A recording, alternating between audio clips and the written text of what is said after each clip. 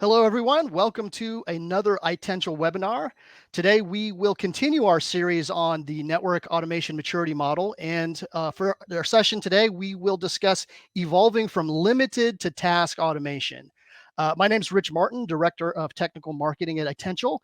And for today's conversation, I am definitely going to draw upon my previous experience as both a practitioner and a little bit of a programming experience as well to help communicate some of the thoughts around what a practitioner going through this evolution from the limited to task automation stage would look like.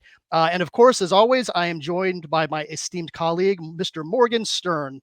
Morgan, why don't you introduce yourself and start us off? Thanks, Rich. So my name's Morgan Stern. I'm the VP of Automation Strategy at Itential. And the perspective I will be bringing to this session is really more around strategy, leadership, more about the manager's perspective than Rich presenting the practitioner perspective.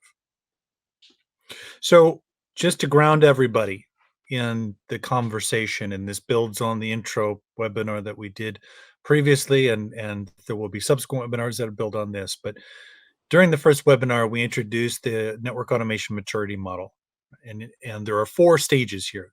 Today, we'll be talking about the transition from the first stage, which is limited or no automation, to the second stage, which is task automation.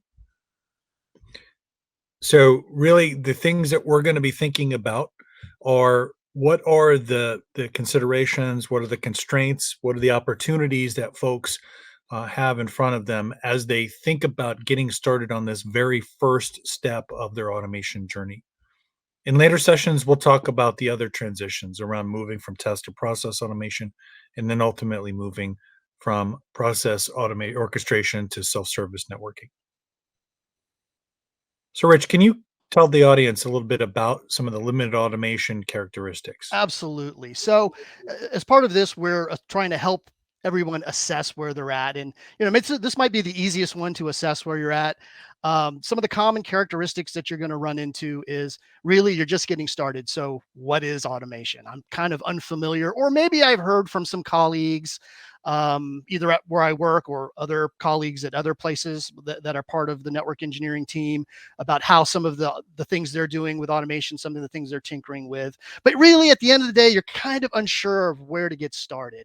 Um, Unfortunately, it becomes more of a what we call an aspirational goal versus something that's a necessity. Like we have to do this. This is something that's like, yeah, it'd be really nice to automate certain tasks because they're kind of tedious. They're kind of things that we have to do all the time, and ultimately they end up kind of being a backlog and maybe some of the stuff that's not so fun. But it really just kind of starts as an aspirational goal. It's so funny too because I've run into a lot of folks, and maybe they're part of a smaller network organization, where doing things manually is not is still acceptable in the sense that, hey, we can get our workload done on a day-to-day basis. I still have time to do some of the other things around engineering the network and optimizing it, things like that, fixing things. But they still are looking more towards, but I know I need to grab these tools. I know there are a bunch of tools out there that can help me do this better. So that's really good. And it's an aspirational goal. Eventually it turns into something that's like, we really, really need to do this. But you'll see a handful of engineers starting to leverage scripts for themselves.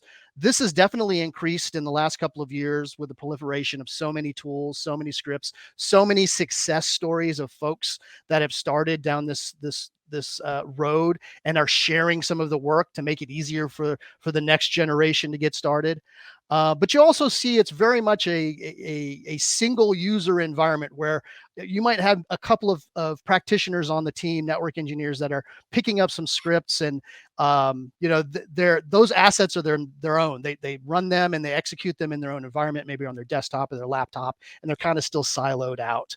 And unfortunately, a lot of this is not part of an overall strategic plan that's been led by the leadership.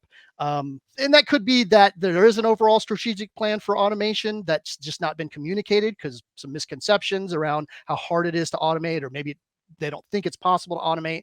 or maybe it's just not on the radar at that moment. But those are some of the common characteristics you'll find there. And along that, you also see tools that kind of coincide with that. Some of your tools are probably more on the basic side, like SolarWinds for some network monitoring, some basic telemetry information. A lot of your process is maybe around spreadsheets, which is definitely more of a manual tool versus something that can be automated through APIs and things like that. And maybe a lot of your process change is still driven through email. I mean, I don't think it's going away, but there are a lot more mature ways to go through doing change and incident requests and response. But a lot of times you'll still see some of these older tools that are you'll need to mature into some new tools as you move from limited automation into more task based automation. So let's talk a little bit about what might keep you in this stage one limited automation. The common belief, perhaps, that automation is too difficult to adopt. Any thoughts on that, Morgan, around that particular point? Sure, sure. I think the landscape certainly has changed in the past 8 years or so, where we saw folks in the very early days, I think, struggling with the complexity of some of the automation pieces. Um, that has, I think, gotten a little bit more complicated in that there are more tools, there are more things to learn, and for teams that have been operating in sort of business as usual mode for a long time, they don't necessarily understand how to get to there from where they are at the moment, right? The teams have a specialized skill set that isn't optimized around software development or things like that. And subsequently, they look at it as this may be just something that's going to be a little bit too complicated. And I Yeah. think that ties into the second point, right? Of there are many situations that we encounter where we're talking to teams that are saying, "Hey, this would be great, but I have my hands full. I'm just too busy. We have too many things to get done. I don't have enough time. For me to think about automation means I need to take a step back from the work that I have to get done today and that my team has to get done today, which means that work isn't going to get done." Mhm. Which is an interesting position to find yourself in, that recognizing that, hey, there's some real potential benefits, but I can't really realize those benefits because I just have too much stuff on my plate. So it's a bit of a catch 22 there. It is. There's a bit of an irony there, and I'll just be honest. I think a lot of the belief around automation is too difficult to adopt really comes from historic problems with trying to automate with really crude tools way back in the day, causing network practitioners, network engineers who may have tried those things to really get some heartburn from them, and then hold on to those negative experiences for far too long, not really paying attention to the advancement of all the tools and the better ways to do things. I mean, I can tell you, I've run a couple of expect scripts a long time ago that blew things up, which made me feel, ooh, maybe network automation isn't the thing I should be doing right now. But how much further have we progressed from expect scripts, right? So it's a way now to take a look at what that ecosystem looks like out there, and just how many success stories are out there as well. And there is a bitter irony to the fact that you can still hear network engineers talk about, look, I'd love to automate, again, aspirational goal, but I don't have time to. Why? Because I have too many things in backlog. I have too many things that I have to do to fix the network. I've got to bring this up. I've got to bring that side up. And it's like, well, that is the key. Like, that's the red flag that says, hey, automation really should be more than just aspirational. Now you're starting to think, no, actually, we really need this. That's the solution that gets us out of this. And there's an entire ecosystem of stuff out there that can get us quickly started down that road. For sure, for sure. I agree, and I think it's, some of these points kind of tie into this next thing around cultural Yeah. resistance, where Yeah. where um, we will see in a lot of situations we'll see um, groups and teams where the leadership is very excited about maturing in their automation capabilities, but for whatever reason, the team isn't able to get there. And we look at that and we say, okay, there's clearly something more than a technology challenge here. That there's something about the ways of working for those teams and the way the cultures are that make it a challenge for them to evolve. So in some cases, it's um, reluctance to walk away from or to think about the work differently than the way you're doing it today. And in a lot of cases, the best opportunities for automation are being able to look at your work and think about how could we do things differently, not just I'm going to run a script to replace this task, but how could we orient around some of the things that we're doing so that those things that make the most sense can be automated quickly. So this is, we will find folks who pick a tool and still aren't able to really evolve. In a lot of cases, it's just because culturally they're trying to figure out how do I fit this new way of working in with the things that we do today. Yeah. Yeah. And as a network practitioner too, we see a lot of on the next point, a lot of solutions that are provided by our vendor, network vendor of choice that allows us to do. I mean, it is a form of automation, right? If I've got a GUI interface and I can click around and overcome some CLI changes that I would normally have to do with an older solution or with a solution that doesn't have some sort of front end. That is a form of automation, but at the end of the day, it's probably what we found as practitioners. It doesn't do all the things we need it to do. In fact, it really does a very small subset. And so you don't get the kind of flexibility that you would get when you start going down the road of really investigating the tools that lets you express through those tools or those programming languages, uh, you know, the use cases, the technology you're using, and eventually the processes that you can automate and build through those tools. So ClickOps, ironically, can keep you in a situation where you're still in that limited bucket, and you don't really progress further, even though in your mind, it's like, no, this is automation, right? And that's what we hope to kind of dispel. That is like ClickOps, great. Your GUI dashboard's great. Maybe they're even intrinsically tied to the solution, like with SD-WAN and a controller to manage that. But then you need to really say, okay, what part of this application am I still manually involved with? And is there a way to automate these processes within that and the processes outside of the application itself? And of course, we're moving forward, but these are the things we want to unlock in people's minds. And then finally, misconceptions on how costly it is to invest in these skills. Any thoughts on that, Morgan? Yes, this is a space that we've done a lot of work with teams around understanding how best to optimize around the investment. In that, once you start to think about how to scale a team for automation, you pretty quickly realize not everybody is going to be doing the same thing. And so ultimately, not everybody is going to need the same training path. Hmm. And what you can start to do is think about what are the skills, how do the skills best align to the team that you have. Start to kind of identify, pencil in certain individuals for certain tracks, and then kind of build that around that. So what we end up finding is that you'll have a small team that's typically going to have the kind of most advanced skills in automation tooling and everything else.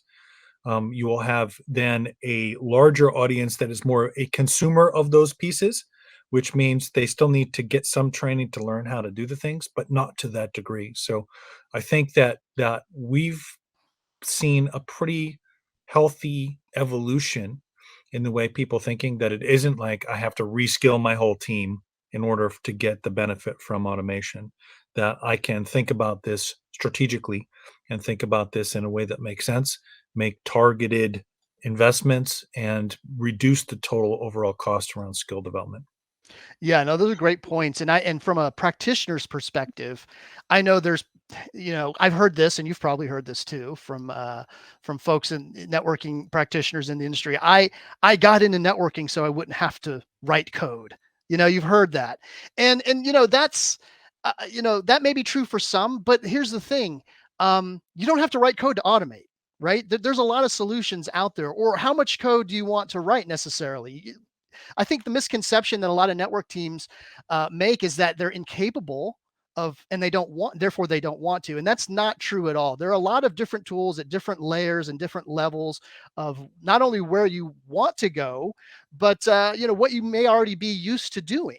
And one of the things that really annoys me, and I'm just going to kick the door down on this misconception, is that networking teams that think they can't pick these things up. And I'm just going to tell you, as a network practitioner for many years, I have seen over and over where history has shown me that to be completely and utterly false. How many technologies do network teams have to pick up on a year by year, month by month basis in regards to new protocols, new features in routers and switches, new interface technologies, new ways of thinking about routing, and going from physical routers to virtual routers to there's all kinds of things. And on the layer on top of that, other adjacent technologies that now have become part of the network engineer's responsibility. Here's a great one. Remember the days where you used to have phone systems run by PBXs and entire staffs around those PBXs to keep that network and that system running? Those things don't even exist anymore, right? Because they were kind of voice over IP became the thing. And now, but did network engineers initially resist and say, we don't know how to do that stuff? Yes, they did.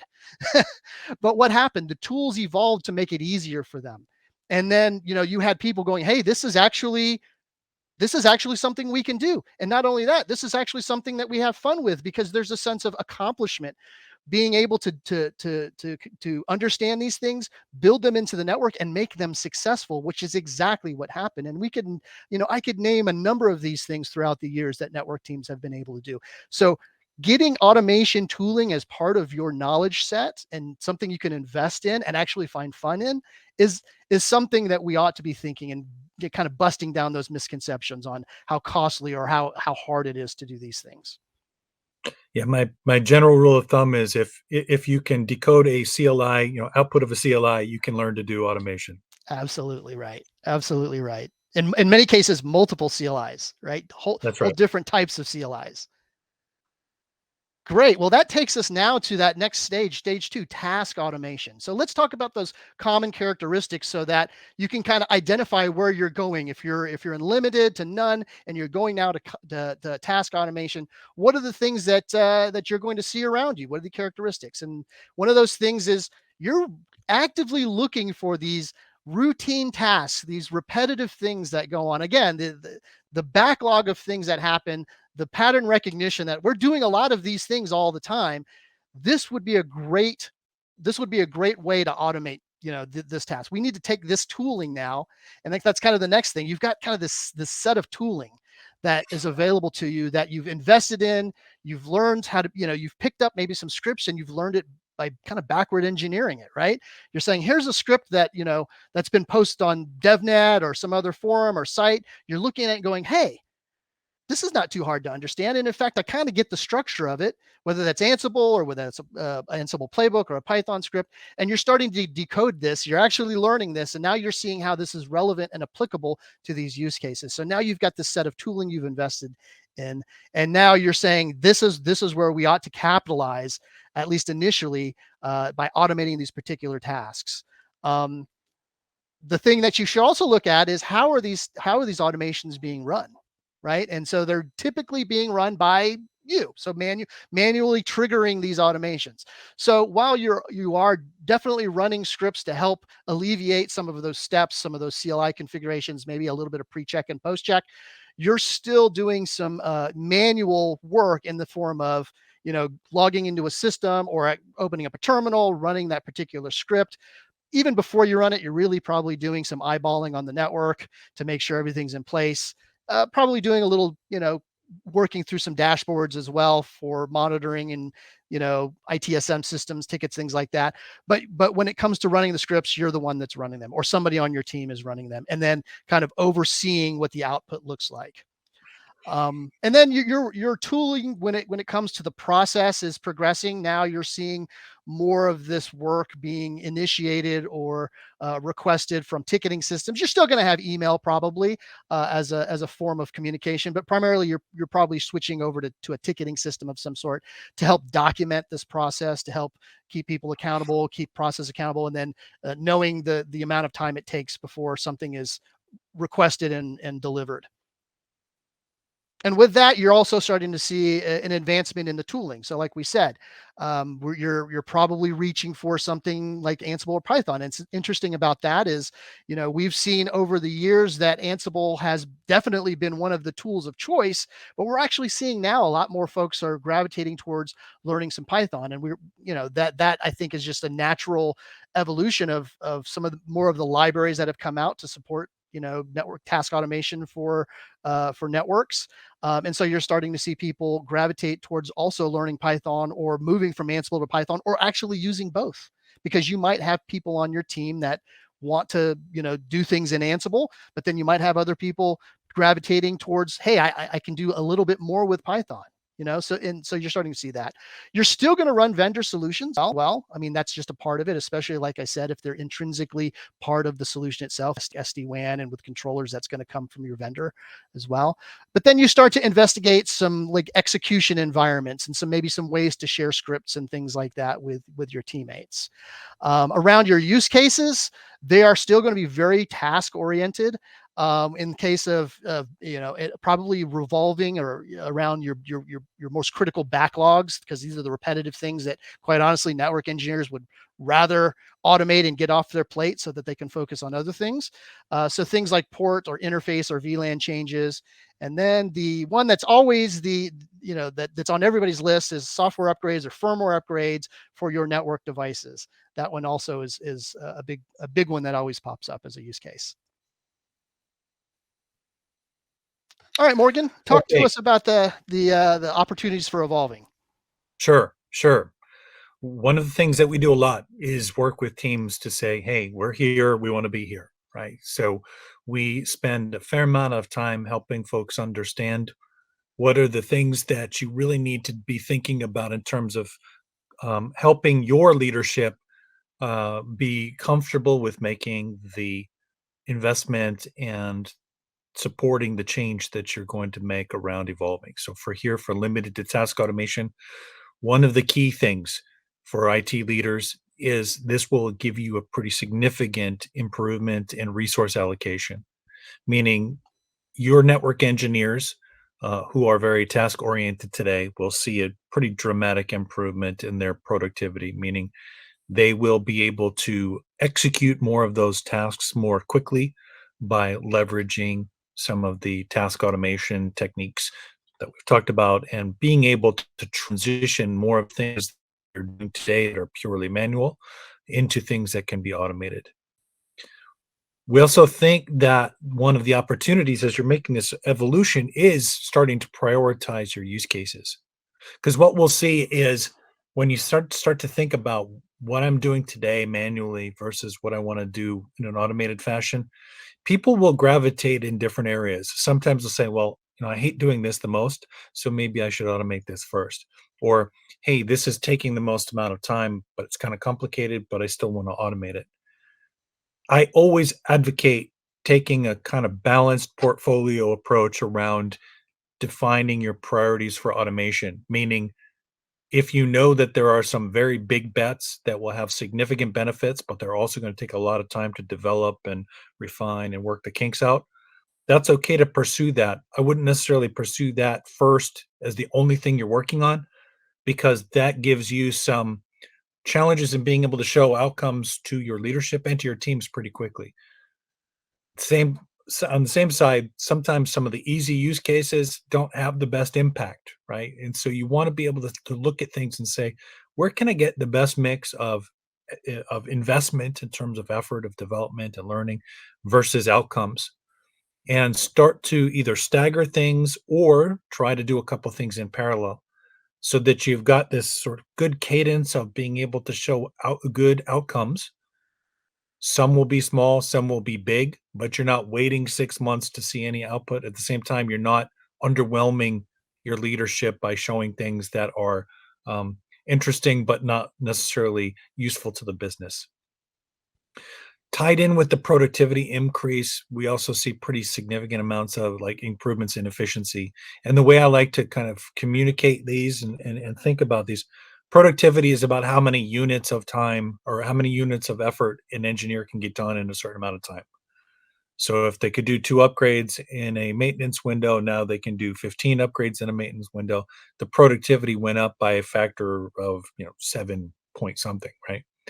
Efficiency is how much effort does it take to do a task? So they are related, but there are times when you're looking at an efficiency play of being able to say, we really need to reduce the cost per task of this. That's typically an efficiency metric that you're looking at to say, if because of the amount of time it takes to execute a thing and the average cost of my resources, maybe it costs me $150 to do a task. If I can become more efficient, meaning if I can do this in the equivalent of $25 worth of time, well, like that's a 6x increase in efficiency. So depending on the business and depending on the way leadership thinks about business value, you'll always want to be thinking about in those two terms of saying, do I need to be able to show outputs and results that will show better productivity for my engineers, or do I need to be thinking about better efficiency? Rich, do you want to talk about some of the practitioner opportunities? Absolutely. That's great feedback too.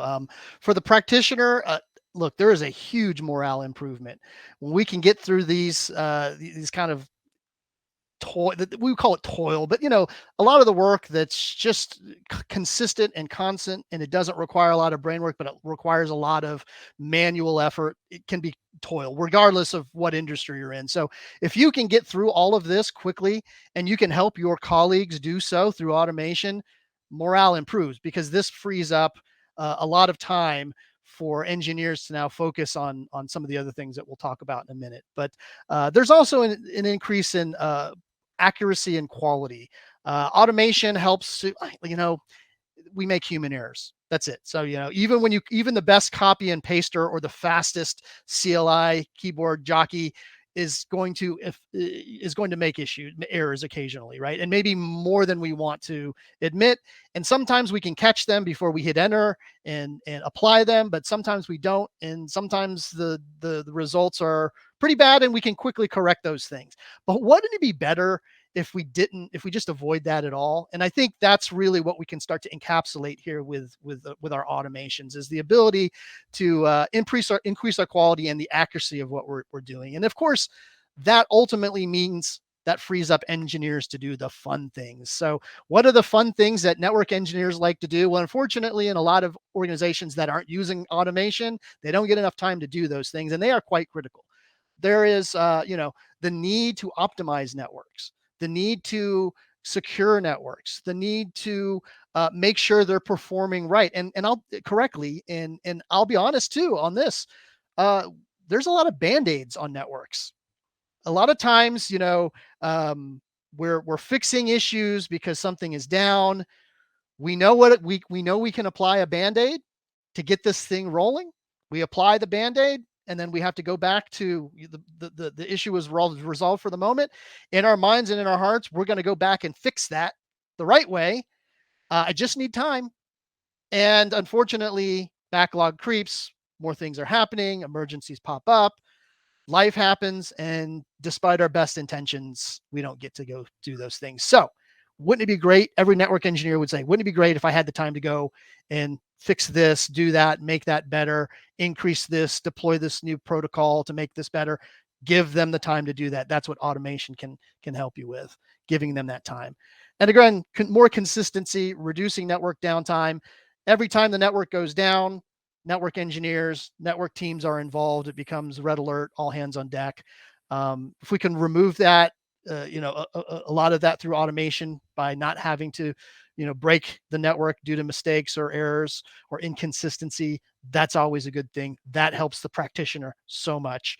And then avoiding burnout by manual effort. As much as we love to do CLI, as much as we've invested in CLI, quite honestly, is not going to go away. We're still going to have lots of CLI if that's what we love, but we have to have a better way of managing and automating things and configuring things. Sometimes it's going to be CLI, sometimes it's going to be through some other management methods. Like I said, I refuse to believe network engineers are incapable of learning all these things. They are more than capable. They just need to be willing, and that helps to avoid burnout as well. Learning new things and seeing a sense of accomplishment as a network engineer, being able to accomplish something, to fix something, to learn something new, that definitely helps us as a team, individually, and as a team as well. Okay, so now that we understand the opportunities, let's talk about what you need to do to evolve.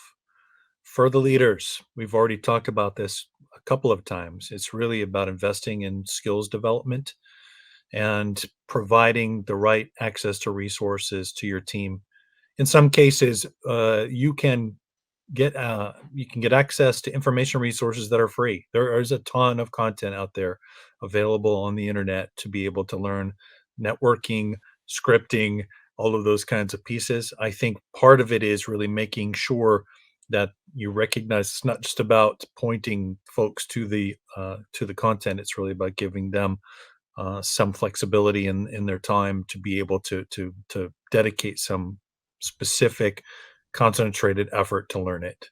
If it's purely in off hours or on the side, you're not going to see the necessary like the results that you want to see, because the best people will do what they're going to do, and they probably already learned this stuff. And the goal here is to really skill up your whole team.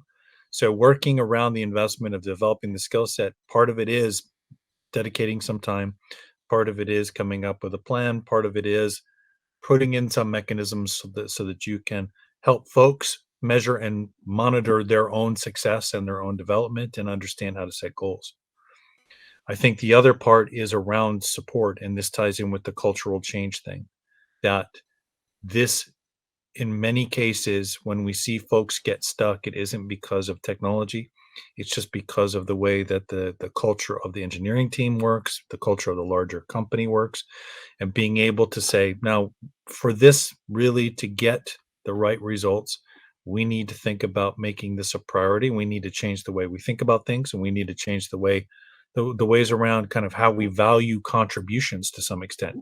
Obviously, you want to value technical expertise, but also start to think about how can we build team um, recognition of the value of getting these ways of working shifted. We think generally for folks who have great success in getting their evolution from no automation to task-based automation as part of a larger big picture, right? When we talk about the maturity model, we're showing 4 phases. Not everybody is going to get to phase 4, not everybody needs to get to phase 4, but I do think that when you start to think in terms of phases, it gives you the opportunity then to think in almost like sub-phases, so that the jump from nothing to task-based automation isn't just one project. You can think in terms of pieces, and how you phase that ties in with what I was talking about earlier of saying there are ways to start to characterize the activities that you want to automate.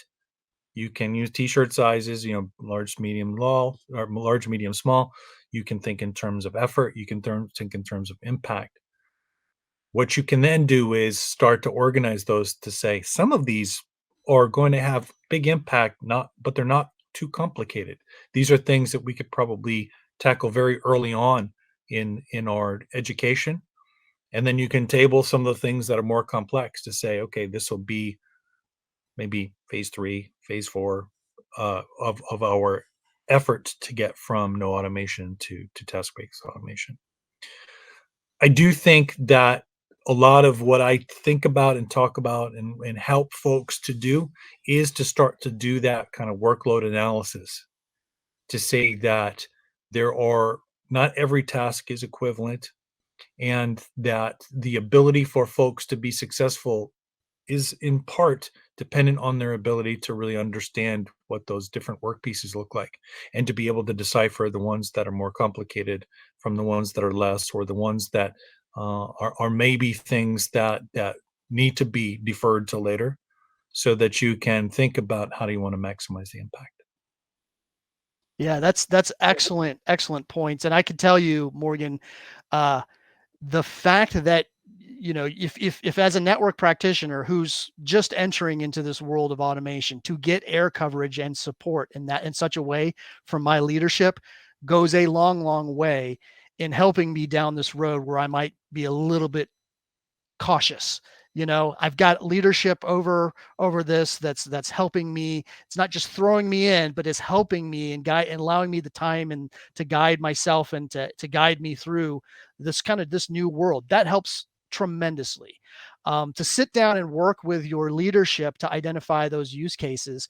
To a network engineer, obviously we're going to be focused on what's most painful for us, but I think it's also important for them to understand what, just like what you said, Morgan, what would be more impactful for the company? Because here's the thing, I think if you can tie the network engineers effort into this automation, into these to automating these tasks to real, value for the company, and you can show them and celebrate this with them and the team, that you were able to automate these tasks which had this profound, or this impact on this particular process that now allows us to deliver services faster.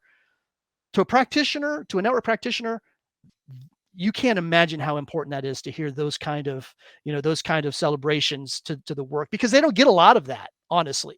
And so that can go a long, long way. So not only working with them on selecting those use cases, but then as they start to accomplish those things, tying it back to the real benefit that it's had on the company, and allowing them to see, wow, this is really working. This is really, so it's not just about us.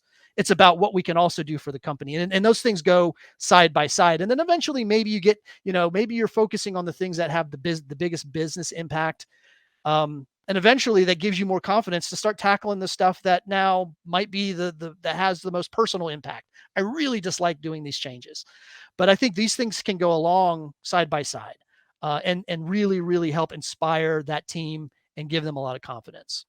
And of course, choosing the right tool, find the right tool for the job. Again, I think now more than ever, there's not only a lot of tools out there, but a lot of people using those tools for the use cases that you're already starting to target as you get into task automation. So you're going to find a lot of pre-existing content that's going to help you get jump started.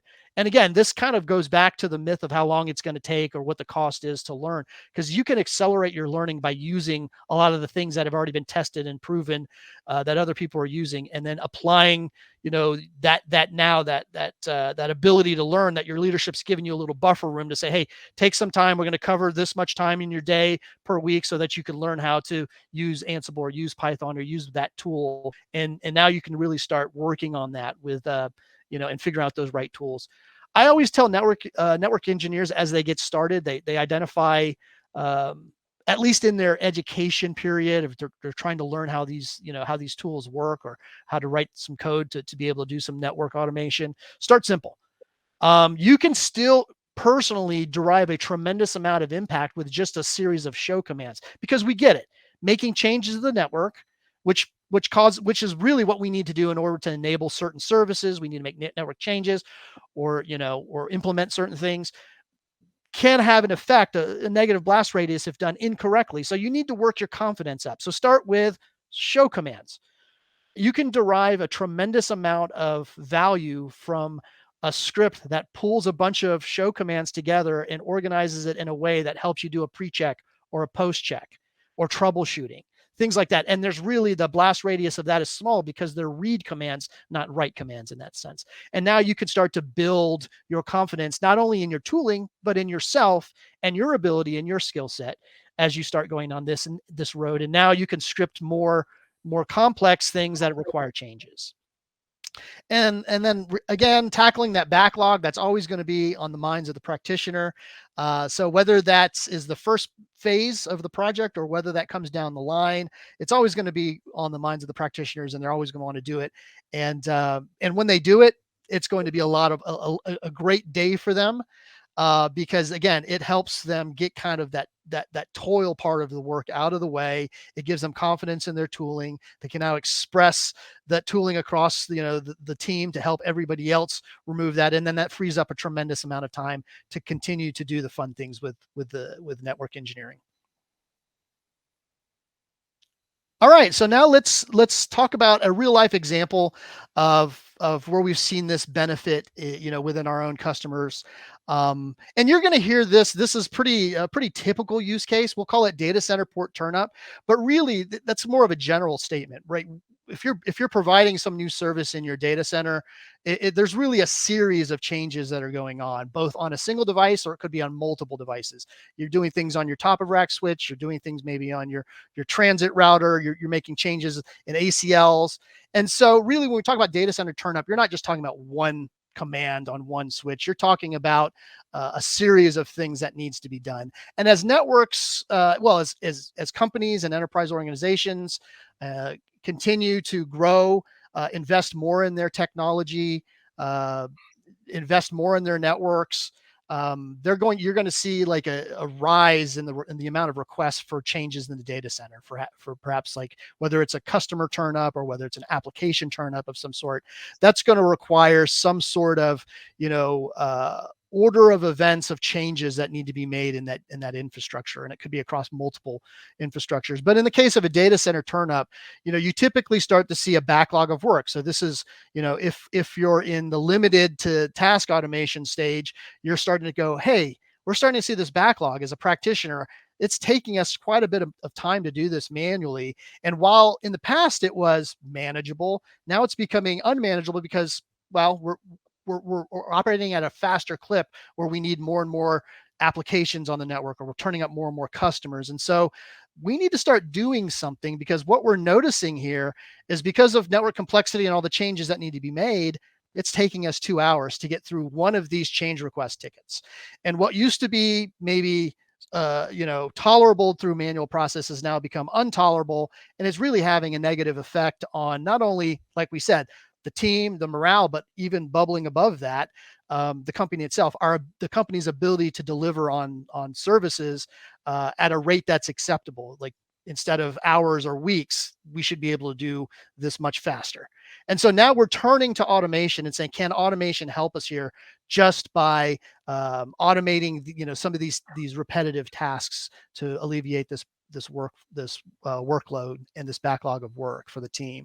And that's exactly what you do. You start to reduce that backlog by investing in Python, in this case, a Python script, but again, Ansible or whatever that tooling is. Once you get that investment in and you start learning it, you start leveraging some of the pre-existing work out there, which is what this customer did.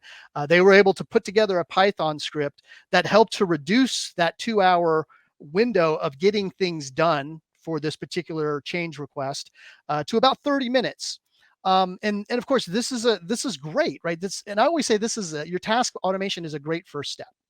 It's an excellent first step where you can see uh, meaningful benefits that not only help the networking team, but again, they bubble up to the greater organization and their ability to deliver on deliver on services as they are requested.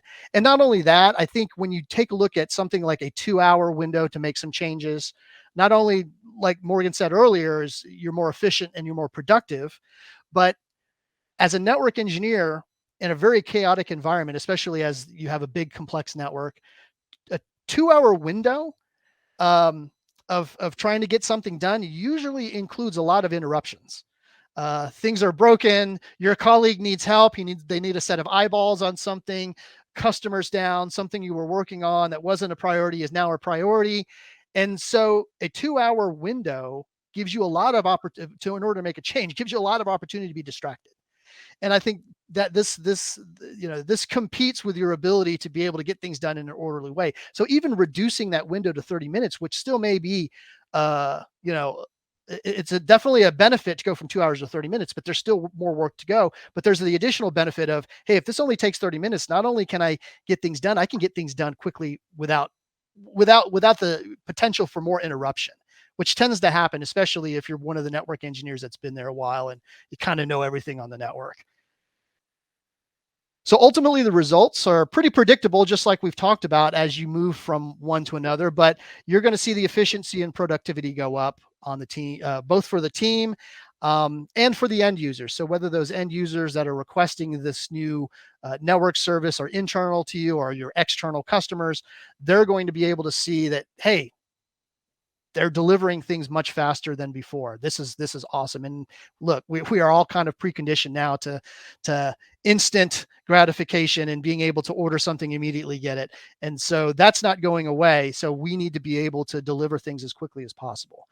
And by doing that with automation, we're also getting the benefit of less human error, and automating these repetitive process now gives network engineers a morale boost and a lot more time on their hands to actually engineer the network, which is the fun stuff for network engineers. So going from limited to task automation really, in this case for our particular customer, really did show some substantial benefits for them. So, Rich, before we go on, I do want to kind of emphasize something Sure. that you've mentioned here, right? This notion of if it's a 2-hour manual process, there's a lot of room for interruptions. There's Yeah. also a lot of room for manual errors to creep into things, right? Yeah.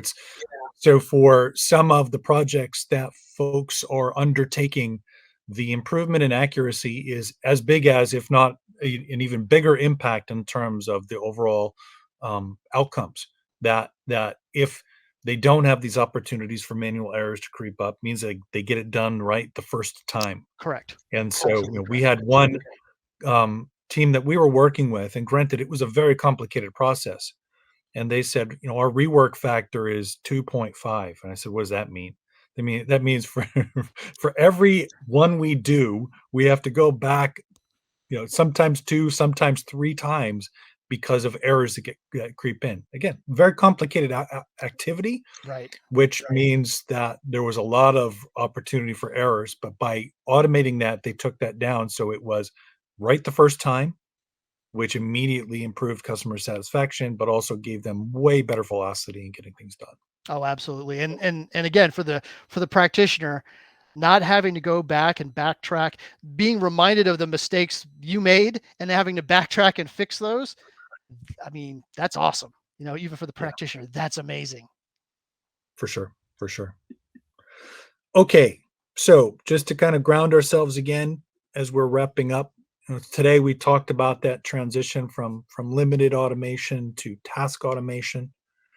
In the subsequent next section, we will be talking about task automation to process orchestration, and then finally we'll wrap up the series with the process orchestration to self-serve networking. I think what you will see as we deep dive into each of these is you'll see that focal point of what do I need to be thinking about will shift.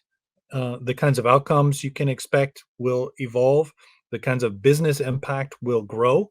But as business impact grows, also your ability to navigate not just your own team, but across multiple teams becomes important. So we'll talk more about that in the upcoming sessions.